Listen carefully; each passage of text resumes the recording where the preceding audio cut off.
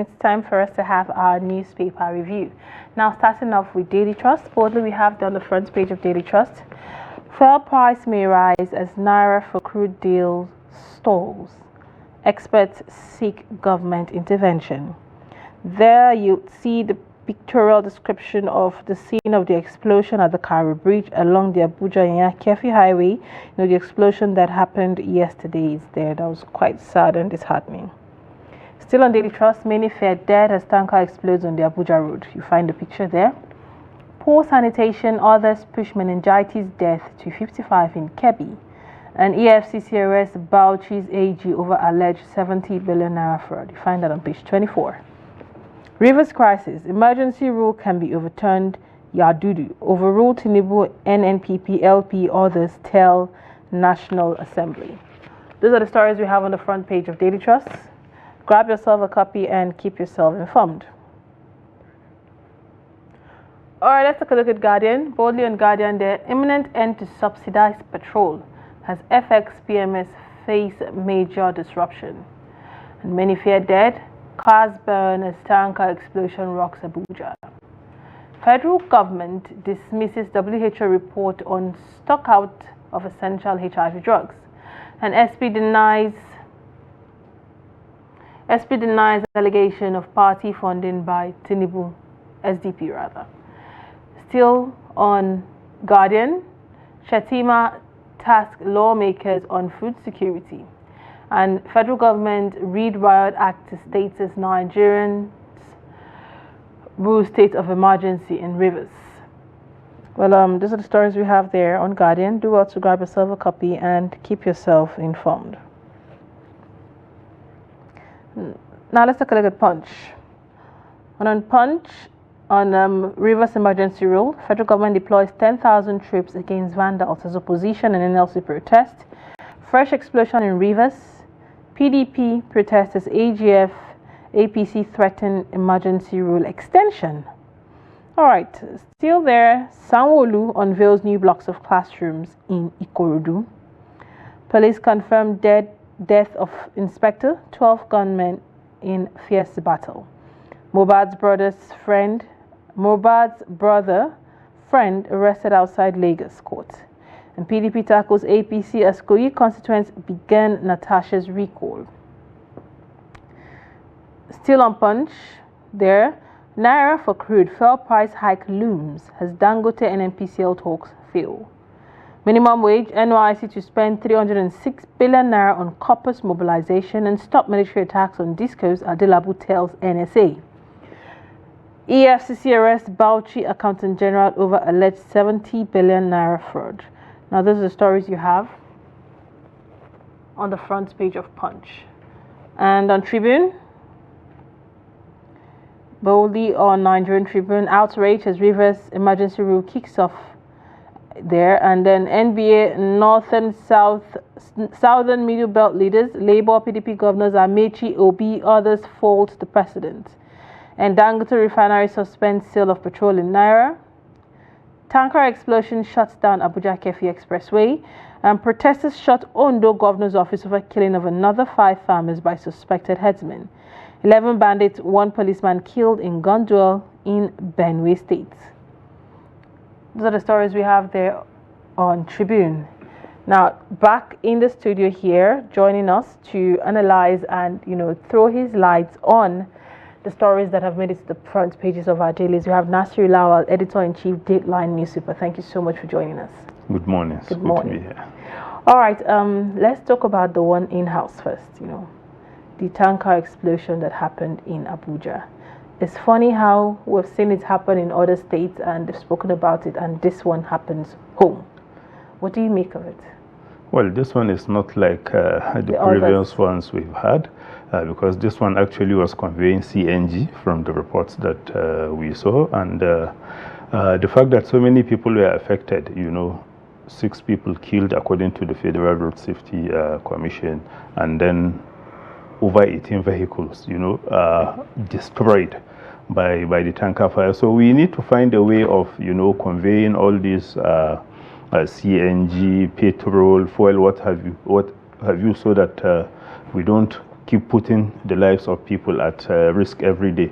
You can see, the vehicle was on the road at the same time that so many, especially workers, were returning to their homes, because we have so many people living, in those axes. That's around Maraba, Karu, and Yanya. So many people were actually caught up in the disaster. So we need to find a way, of conveying, all these kind of dangerous liquids and what have you. All right, so let's talk about, before we get to the main story, let's touch a bit on Rivers crisis. Now, a lot of school of thought, a lot of opinions have been said about it. What's your take? Well, somehow even the lawyers couldn't agree, on the legality or illegality of what the president did. Some are saying that he should have, stopped at just declaring the emergency without sacking the elected officials. Some are saying because the elected officials are actually part of the problem, they need to give way so that we can be able to restore peace and things like that. But I think I will want to side with those who think, the president shouldn't have sacked, shouldn't have suspended the governor, his deputy, and then the assembly. But it also has to do with the fact that we couldn't manage the crisis in Rivers, and somehow Wike has been allowed to get away with it, because now that the governor has been sanctioned, we've not had anything done to Wike as far as I am concerned. So the president should find a way of reining in on the FCT minister, because some of the things that he is saying from here in Abuja, are actually responsible for the heating of the situation in the river. So we need to find a solution to it. Nigerians have had it somewhat friendly for a while now. I was commuting yesterday and I realized that a journey where I normally used to pay 800 2 months back, but because I have not used that route in a very long time, had dropped to 200 naira. And I was like, oh, I dropped to 600 naira. And I was like, oh, a whole 200 naira off. Something seems to be working because of the cost of fuel. You see fuel stations at 800, 900, all below 1,000 naira. But now we're seeing this coming back in the news again, saying fuel price may rise as Naira-For-Crude deal stalls. We're having a country with our own currency, which is Naira, and you're wanting to dollarize a business with a currency that is not yours. What do you make of this? What do you make of our attitude towards even our currency, as a nation in all of this? Well, we have to agree, with the fact that Naira oil is an international commodity. So if we decide to trade it outside, of Nigeria in dollars, then it's understandable. But to insist that even right here in Nigeria, you need to get dollars to be able to access oil, I don't think it's the right thing to do. And I remember when they started it, they made it clear that it's not as if the government will be giving Dangote fuel, at a discounted rate. No, they will just look for the rate of the dollar at that particular point of transaction, and then he will be made to pay it in Naira. Basically, that's what they have been doing. But from the reports that we have been reading, they have, given out even the ones that they have not explored yet, because they are looking for money. And so right now, they don't have enough to even that service the people that they have collected their money, and then enough to also be able to supply the Dangote refinery. But Dangote is also a businessman. Indeed. So even if he wants to help Nigerians, he cannot be doing that at the expense of his own business. So that's one thing we should try and understand. But going forward, I think since we are talking about having other modular refineries and what have you, the government should find a way of first of all restoring peace, especially in the Niger Delta region, because right now, just the 2 incidents we've had, people are already talking about, our production likely to drop and all that. So if it is to drop further, we'll not be making enough money that we used to make. And without doing that, even paying salaries, because we so much rely on the money we make from the sale of crude oil and what have you. So without peace in the Niger Delta, we may end up with a situation that is even worse than this. So do you see the president's reaction, the president's steps being taken, bringing about peace in this Niger Delta that we really need the peace for the nation's financial stability to be on board? Well, you can see from what Punch has reported that 10,000 troops, to guard the pipelines and what have you. That shows you that the president is aware, of the importance of, oil, especially in giving us the money that we need, even though they are saying that we are making enough money from tax and what have you. But, oil has always been the main source of our earnings. So, honestly, the president should have, done this without even making the state governor and his deputy, as well as the members of the National Assembly, to give way. This is something that he could have done. I don't want to draw parallel with, things that happened in the past, like so many people were saying it happened in Bauchi, in Borno, Yobe, and Adamawa, and the then president didn't suspend the governors. But, we are dealing with two different situations. Scenarios here, because that one had to do purely with insecurity, but this one, it's actually the governor and the legislators that are having a go at each other, and without finding a solution to it, honestly, nobody knows where it will even end up.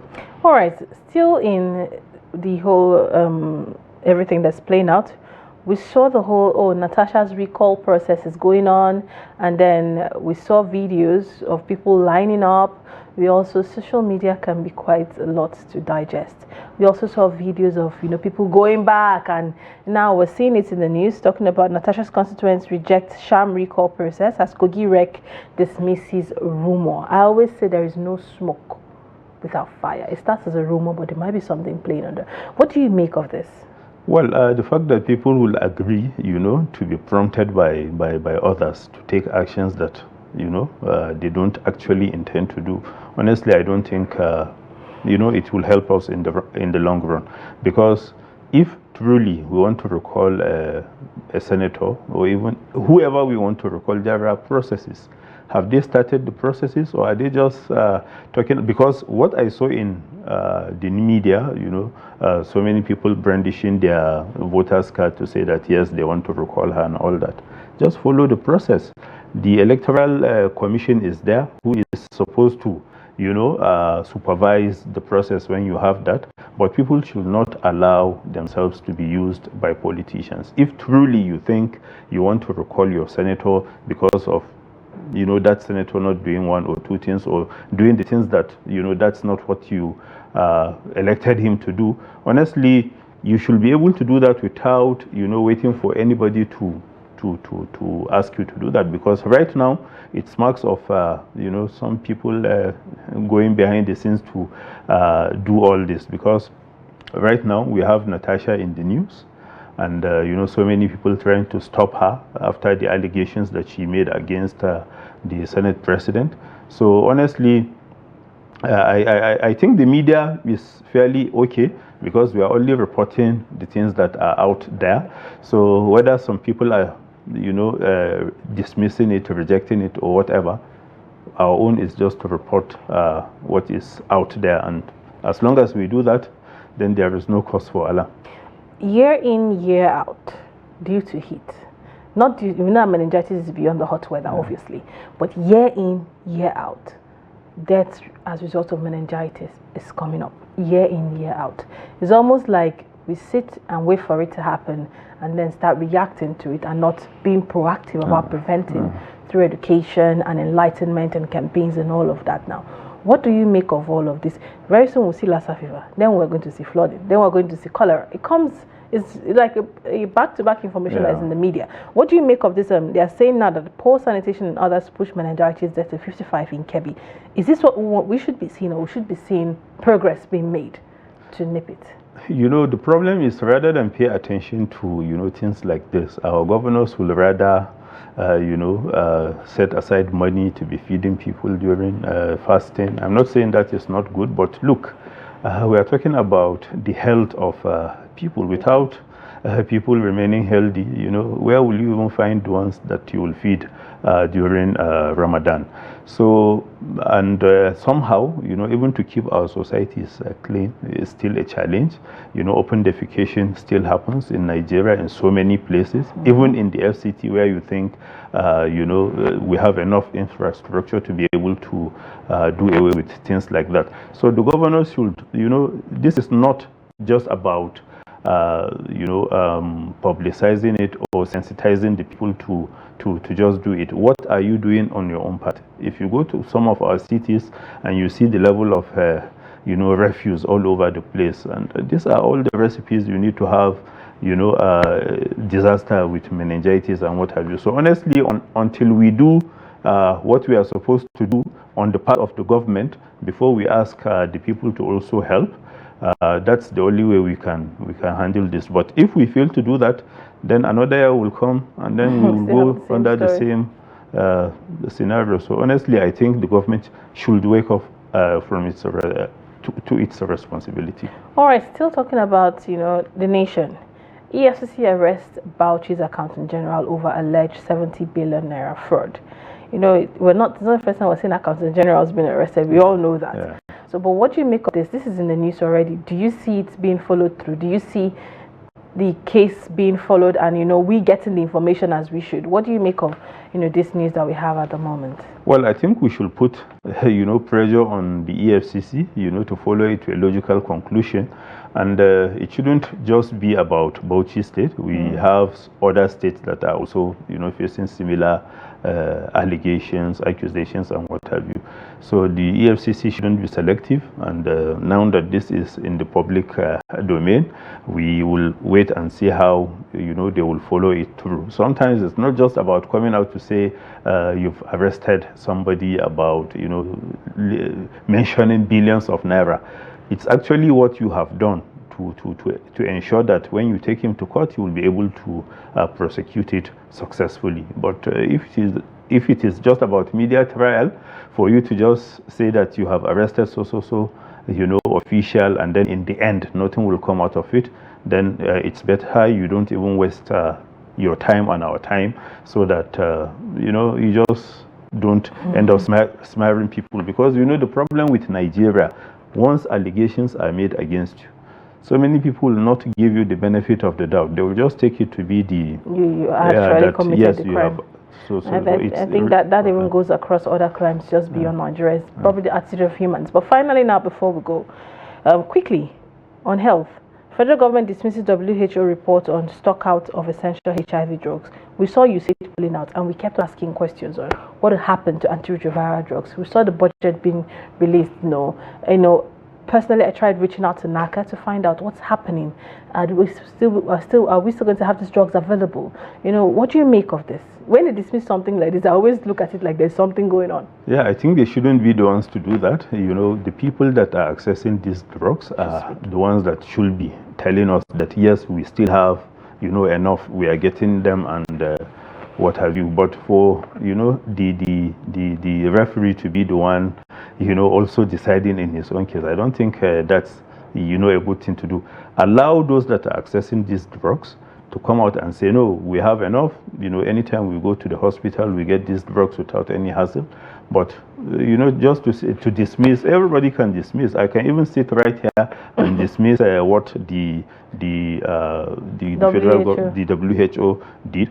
But do I have the enough evidence to back up all the things that I will mention? That's what people should worry about. So I think those that are accessing the drugs that will be able to decide on whether we have a shortfall or whether we have even lack of it because of the WHO or the USAID and what have you. All right, thank you so much, Nasir Lawal, for always joining us and throwing light, to the stories we have. Thank you so much for joining us. Thank you for having me. And to our listeners out there, thank you so much for sticking through, on the show today. Before I go, I would say, please always keep yourself informed. Read, confirm information, confirm news from credible sources before you send them out or forward them via your WhatsApp PCs and all whatnot. Be sure to confirm news and news sources. And also, when you read, you can hold the government accountable from an informed point of view. Having said that, on behalf of Daybreak Production crew, my name is Lilian Ogazi. Bye for now.